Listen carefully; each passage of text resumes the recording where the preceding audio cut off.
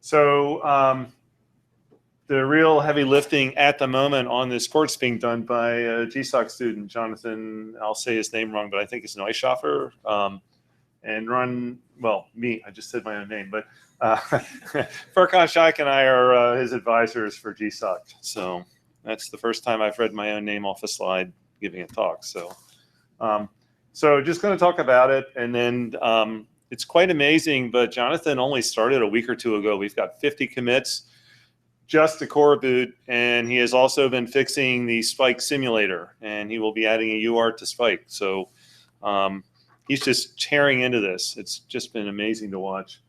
We're real happy with the work he's doing.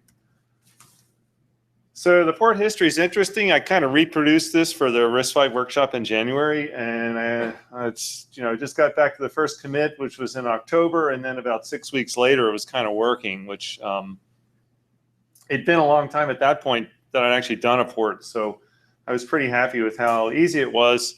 And then the RISC-V guys never stand still, so by July, pretty much everything I'd done was out of date and obsolete. And we had, July was the protection model, meaning the 4 protection levels and paging and all that. So I had a student, Taminda from Stanford, who got all that done by September. And, to give you some idea, he needed to deal with the fact that the tool chain had rotated, the way you booted was changed, the code layout, the instruction set, the way we entered the payload. There was really not a single piece of the port that kind of remained intact, except maybe the name RISC-V. So he spent last summer kind of getting everything up to date. And where Jonathan is we're kind of starting over again, because there's been a bunch of improvements and changes in RISC-V since last summer. And I think things are settling down now. So I expect that when we're done this port, we're going to really be kind of there, and we'll have bit streams to run on the RTEC and that sort of thing. So one of the things I realized that we have to do, when Taminda did the reset last summer, this is partly my fault, but we sort of upgraded that 32-bit machine to 64-bit, and the 32-bit port kind of disappeared. So one of the things Jonathan is going to do is sort of cause that 32-bit port to emerge again. So you'll have the 32-bit port and the 64-bit port, but we're going to consider them essentially as separate architectures because they're different enough. It's just more convenient to do it that way. Oh. Can anyone explain what just happened? Because I don't understand it. Okay, let's do this again. Okay, so the first port ran on QEMU in the fall of 2014. The 2015 port ran on Spike because with the changes and things, Spike was really the authoritative thing to do. We had to move forward to the 5.2 version of GCC. That was a change. This is the thing I think that at least I got a good reaction from at the RISC-V workshop, which is that you're not allowed to break the RISC-V port as you commit other things to the coreboot repo, and people appreciated that. So that just gets back to the fact that we've got a reasonable sort of way to do commits. But just being able to say that RISC-V was a first-class citizen in coreboot was a very good thing to be able to say.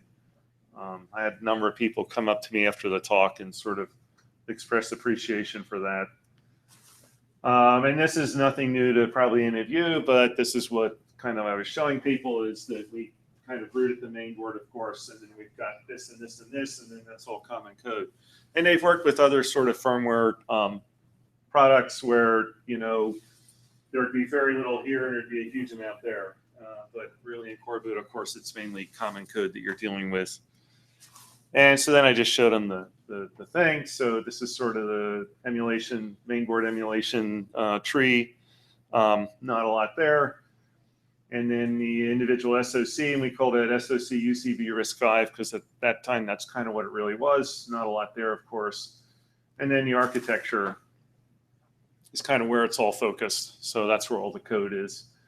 And this is actually, this for me was interesting. It'd been a while since I kind of went through a port and sort of enumerated all the files and the line counts and all that good stuff. And the bottom line is that the port is roughly 10K lines of code and 900 lines of code that are architecture or SoC or whatever specific. So that's kind of a nice thing to be able to show people that it's kind of 10%. And that, I don't know how consistent that number is across the whole code base. I'm kind of tempted to go and actually figure it out, but I just haven't had time. But it was kind of a nice thing to see. So we did 2 ports with a couple weeks of work.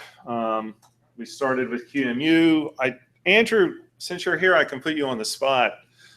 Is the QEMU for RISC-V at this point 64-bit kind of there, or are we still kind of waiting? Yeah. So the slightly more complicated answer to that is that we're actually still finalizing the privileged architecture. So QEMU is a few months out of date with respect to that, but it was up to date and working a few months ago. Okay. And there is a branch, I think Jonathan's found on Spike, there's a 1.9 privilege mode branch, which is the latest. Yeah, that's right. And we're going to be releasing that spec in the next week or so. We just delivered a complete processor implementation that uses it. So it's done. It's just we haven't, finalized the draft and release it yet. So okay. It's all close. And for our studio audience, although you'll probably say this tomorrow, when you say you delivered I can't talk a whole lot about it, but Sci-Fi, despite being a few months old, actually does have customers. And a large FPGA company in the South Bay contracted us to do a soft core for them. Okay, so people here could look at maybe getting a hold of that. Yeah, it's ultimately that core is going to be released as under a BSD license, the full RTL for it, and that company will be announcing that themselves sometime relatively soon. So excellent. Most definitely. That's excellent. So as soon as that, I think. Just to tie this back to Jonathan's work, his big goal and the thing he submitted for the GSoC was to have this port running on whatever FPGA was kind of the available one by the end of the summer. And, based on his work to date, I think he's going to pull it off. So that's pretty cool. And again, so the first port was to QEMU, the second was to Spike. That's why if you look in the coreboot tree, you'll see like source mainboard emulation. You'll see a Spike directory and a QEMU directory. And the one from last summer actually correctly sets up the page structs. And the way you enter a Linux, we enter it in what's called the hypervisor mode. So at the lowest level where coreboot runs is called machine mode, and there's actually no paging enabled in that mode. But then when you enter the hypervisor mode, which since we're not entering a hypervisor, we enter the kernel, you actually do a flip that's a little bit unusual if you're used to ARM and x86. And we kind of got that, working correctly. So Carl Daniel, who a lot of you know from BSI, actually offered as soon as we had a hardware RISC-V platform to stand up a test stand at BSI. So they've done that for a number of systems, and he's offered to do that as soon as we can get him something. And again, for the community, the RISC-V community, we're saying we can give them some sort of credible third-party verification of their hardware. So these are some things I kind of try to get into the guys doing work on the RISC-V, building systems and all. And a lot of this stuff is not going to be any news to any of you, but I just thought I'd run through it again in case you have things I don't think of that I should have said. You can tell me later or now. The low risk guys had this idea that they were going to have an SRAM in the boot processor core, and they'd come up with this idea that you'd come up and then almost like you drop the DRAM on top of the SRAM. So there's SRAM, and then at some point, all of a sudden, it vanishes from your address space, and now it's DRAM. So we've had a discussion with them about that and sort of convinced them that's actually not really something you want to do. It's kind of a cute hardware trick, but it's not a good trick. So I think that's not going to be the case for that part. We keep trying to tell people to give us a simple, cheap serial port. We tell them even if we have to strobe the bits out in software, just something, right? But you really want to have that. Life is extremely painful if you don't. Sometimes we win that argument, sometimes we don't, believe it or not.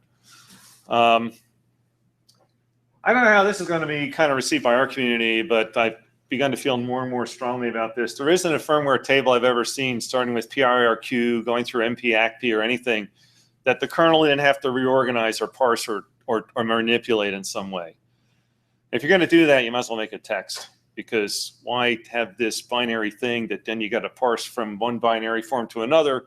And then if you remember the MP table, it had a version. It had version 1.0 and 1.4 because there was a newer binary version 1.4. And then they stopped making new ones because it's really a pain in the neck to do binary versioning. So It was always 1.4, and in fact, everything was 1.4. So we only really needed 1 bit of version for the MP tables. So I've been arguing for sort of just go with text for your tables. Put them in JSON. Oh, and Andrew just gave me a thumbs up. So, put them in JSON, put them in text protocol buffer, put them in S expressions. I don't even care. But for God's sake, let's stop fooling around with these binary blobs that we've got to parse and think about endianness and alignment and all these bad things. So, text doesn't have endianness. So I think there's some feeling that in the RISC-V community, that's the direction they're going to go. And you know what? You're going to be parsing them in C, not assembly. So just assume that. I mean, if you really look at ACP, you get the feeling that whoever designed that was thinking in terms of assembly parsing. And that's just, those days are gone, right? Mask ROM, try not to make a full kernel in your mask ROM. Do you really, really, really want a USB stack, a full up USB stack in your mask ROM? And I'm hoping the answer is maybe not. Please put network hardware on your development board, like the TI Beagle with its USB interface between the NIC and the processor was kind of unpleasant for people. So make the flash part big. So I think this is definitely one we're not going to get anywhere on because that costs a lot of money, I guess, to make them big. But I just threw in this request: can you make it a 64 meg SPI part? And I'm sure the answer is going to be no, but you never know. And this was kind of a subtle one that I ran into on a port about a year ago. The Cave Creek chipset, I believe, if you do an outbeat to port 80 too soon, the chipset dies on you. And port 80 has been around for 35 years, and I'm sure that nobody wanted the Cave Creek chipset to do that, but it's just a reminder that don't throw errors or traps in the early startup of a chipset that can kill the firmware. It's not always, an obvious that you shouldn't do that, so I just wanted to throw that out there. Anyway, so what I said to that community is, you guys need firmware. We've got firmware. If you do a port, most of the code is already written for you. You don't have to write it. And it's out there in millions of systems. And I keep citing the Chromebook example, of course. And as we just saw from Randall, it's got a great verified boot update and, verified boot and update model. So you get all that for free too. And you get a free test stand. So, there's a lot there for them should they decide they want to go with coreboot. So to some extent, I was being a salesman at the workshop, but sometimes that's what you get to do. And I've got us back on schedule because that was only an 11-minute talk. At the time I put this in, I thought it'd be a little longer, but that we don't really actually have the hardware yet. So we can all go to lunch in a minute unless you have questions. So I read something that So I read something that says there are 11 different designs of this thing, and some have been implemented in FPGAs and maybe some in hardware. And Jonathan's going to talk. Isn't it great that Andrew's here? Yeah, I mean Andrew. So where do we stand on that? Is that the one that he's hinted at, the only first one ever, or are there others that have been put together already? Do you want to come up here, Andrew? Because then you can be on camera too. Yeah. And a reminder, he's giving a talk tomorrow, so we don't have to go too much into that. Yeah, I'll cover that question in particular tomorrow. But first thing to note is that when making RISC-V, we're trying to make a specification, not an open processor. And Sci-Fi and Berkeley make implementations of the RISC-V ISA, but there are numerous implementations that are all meant to be implementations of the same spec. That said, the privileged architecture is still evolving. It's almost, we think it's almost done, but it took us almost 5 years to completely freeze the user ISA, which we did a couple of years ago. Turns out it's worth trying to implement it a few times and change a few things before finally declaring it done. So the processors that Sci-Fi makes will support coreboot for sure, and we work relatively closely with the low risk people. The intent is that their chips execute the same privileged architecture as well, so the same coreboot binaries, modulo the details of the booting process would work would work the same on those. Yeah, I ought to mention, because maybe none of you've seen it, but Andrew's actually got 2 commits to coreboot already. Did them last January, so you're looking at a coreboot. Yeah, so we've been distracted by actually making processors, but now that once I have a little bit more spare time on my hands, I intend to be more hands-on with a RISC-V coreboot port. So. What's your opinion of the 128-bit ISA? Do you think there's going to be any software work there in the next decade, or is that just a... Right. So when Kirsten and I first defined this 128-bit ISA, but by the way, the context here is the registers and addresses are 128 bits in this variant of the ISA. We kind of were doing it as a tongue-in-cheek thing. Remember like the PDP gave way to the VAX, gave way to the alpha, because each time they were a bit myopic about how much address space they should allocate. And turns out 128 bits probably will be enough for anyone, because to actually physically store all those bits would require a very large planet. So so far, no one's actually implemented it. The hardware implementation wouldn't be the hard part. It would take me like, a couple afternoons to change our existing processors to support the 128-bit data paths. The problem is that none of the standard tools support 128-bit addressing. And unfortunately, it's just not a matter of flipping a number or something like that. And I think, it'll be many, many moons before like the GNU tools, for example, would readily support 128-bit addresses, I think.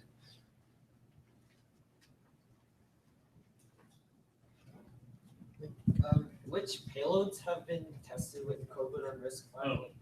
Say like one wants to boot OSs other than Linux, like BSD or XMU. Oh, see, so the question is, which payloads where I guess Linux doesn't count because we already did it. So if we say we booted Linux, you're going to say it doesn't count. Anyway, yeah, we booted the Linux payload, and that's it. Now there is a port. There actually is a port of a Plan 9 derivative called Harvey in progress. So really? Yeah. So there will maybe be a second port here in the next few months. But there are actually FreeBSD boots on it. Yeah. Right. I was going to add FreeBSD is sort of in progress and sort of done at the moment. I think they're still missing, a few things, and also they are kind of doing this native boot directly, where they expect to come up in machine mode rather than in supervisor mode. So it's going to take a little work and possibly a little bit of arm twisting to make it so that it would be compatible with coreboot. But I think that's probably more like a 2016 kind of thing than anything else. That's actually quite awesome. Yeah. Especially since we had absolutely nothing to do with it, and it just sort of happened asynchronously.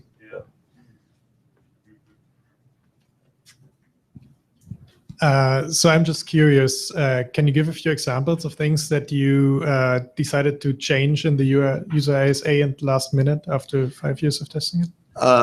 Sure. So one thing we did was redesign the ISA to support the notion of variable length instructions, which I think some people might cringe at, but but you're leaving too much on the table if you only have a fixed width instructions in terms of code density. So adding the base ISA doesn't have variable length instructions, but adding support for that in the ISA, so you didn't need different branch and jump instructions to support them, is one example of something we changed a few years in. Let's see what else.